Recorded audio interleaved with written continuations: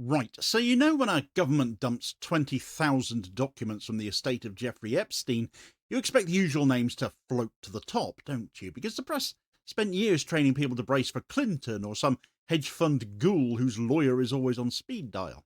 What you don't expect, because nobody prepared you for it, is that the most mentioned man in the entire archive isn't even Jeffrey Epstein himself, isn't Bill Clinton, isn't Barack Obama, it's Donald Trump. 1,628 documents, a machine-verified count as that is, more than the trafficker himself. The White House didn't meet this with calm or curiosity. It went straight to calling it a Democratic smear before most people had even opened a single PDF, which tells you they weren't scared of rumours, they were scared of the count. Because once you know the archive names Trump more than Epstein, more than Clinton, more than Obama, the old barely knew him routine doesn't make it out of the opening line anymore, does it?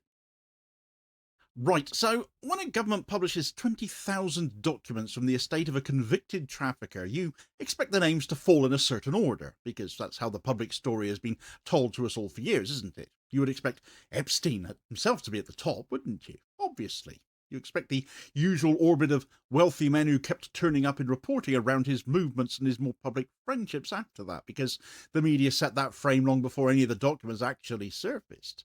What you don't expect is that the files actually show, which is that Donald Trump, the sitting president of the United States, appears in more of the documents than literally anybody else. That's what the data says. It's not opinion, not inference, not a political read-in, a machine-verified entity count built on the full 20,000 document release. 1,628 documents mention Trump. Epstein himself appears in 1,060. Obama in 421. Bill Clinton in 392. That puts the President of the United States at the very top of the record of a man whose network ran through trafficking, blackmail, manipulation, and elite protection.